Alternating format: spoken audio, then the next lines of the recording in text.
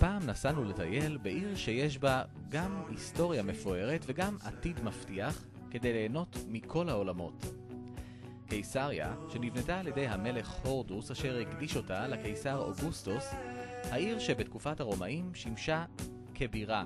You've taken lots of chances before, but I ain't gonna give any more. Don't ask me, that's how it goes, 'cause part of me knows what you're thinking. התמקם במלון דן שממוקם ממש בקרבה לאתרי תיירות מעניינים ואטרקציות מרגשות. וכשאתם במלון, תרגישו חופשיים להרגיש כמו תיירים אמיתיים.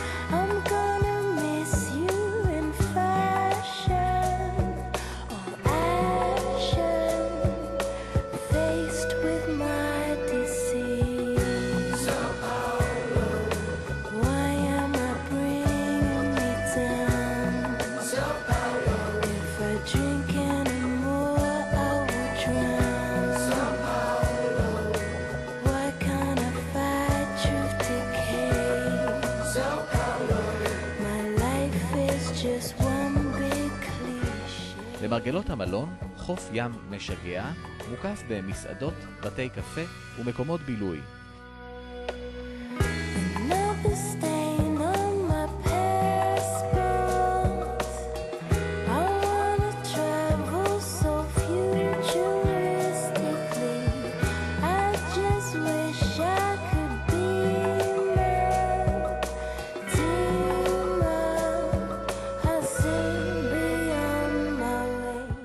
נתחיל את הטיול באתר העתיקות של העיר הנושנה. נסו לעצום את עיניכם ולדמיין את התיאטרון הגדול הומה האדם ושחקנים נרגשים על הבמה, או את הקרבות עקובי הדם בין העבדים לחיות הטרף, או את המסחר בנמל.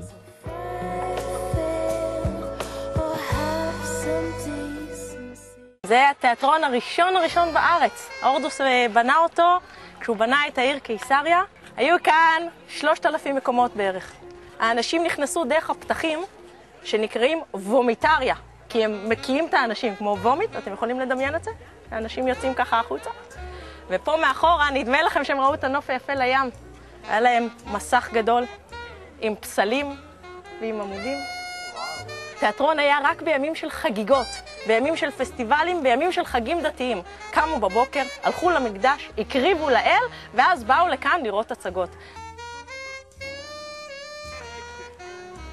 אז אם קודם היינו בהיכל התרבות בתיאטרון, עכשיו הגענו להיכל הספורט. הוא שימש גם כהיפודרום, מקום לתחרויות סוסים. ככה נראה היפודרום, הוא מאוד מאוד ארוך, כדי שסוסים יהיה להם מקום לתנופה. היו 10 שערים, מאחורי כל שער סוס ורוחבו. כל השערים מוחזקים בחבל אחד, אחד מחזיק את החבל, הסוסים פורצים. כל סוס עם דגל בצבע אחר.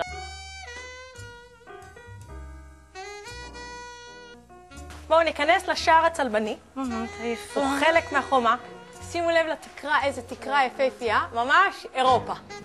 הצלבנים, מיעוט קטן ששולט ברוב מוסלמי בארץ, הם חייבים להגן על עצמם בכמה שיותר ביצורים.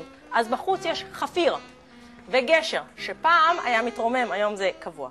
ואז אם מישהו רוצה לתקוף, הוא צריך לעבור פה פנייה של 90 מעלות ופה פנייה של 90 מעלות. ולמה זה? כדי שהוא לא יוכל לרוץ פנימה. מתחשק לכם להרגיש בחול? מתי בפעם האחרונה שיחקתם גולף? גם אם מעולם לא, תוכלו לקבל הדרכה במקום ולהתנסות בספורט האלגנטי והיוקרתי, שייתן לכם גם פעילות פיזית מתונה וגם חוויה תחרותית. אנחנו במצב שאנחנו יכולים להעביר את המשקל שלנו לצד ימין ולצד שמאל. זה מין עמדה אתלטית כזאת. אוקיי, ומה שאנחנו מנסים, מביאים את כתף שמאל לסנטר, מעבירים את כל המשקל לצד ימין. אוקיי, יפה, כך שאנחנו עם הגב למטרה, וכל המשקל עובר דרך הכדור לצד שמאל.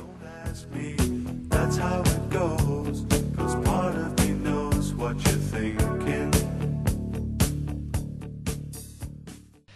בקיסריה תוכלו למצוא גם תרבות. אנו ממליצים לכם לבקר במוזיאון המזגגה בנחשולים, שנמצא במרחק נסיעה קצרה מהמלון.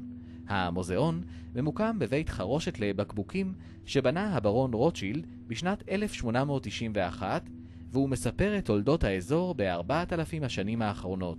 במוזיאון נמצאים מגוונים ומיוחדים מהתקופה הכנענית, הפרסית, ההלניסטית, הרומית, הביזנטית הצלבנית, וסיפור נפוליאון בארץ בשנת 1799. לסיום הטיול, אנחנו מציעים לכם חוויה מרגשת שלא תשכחו לעולם.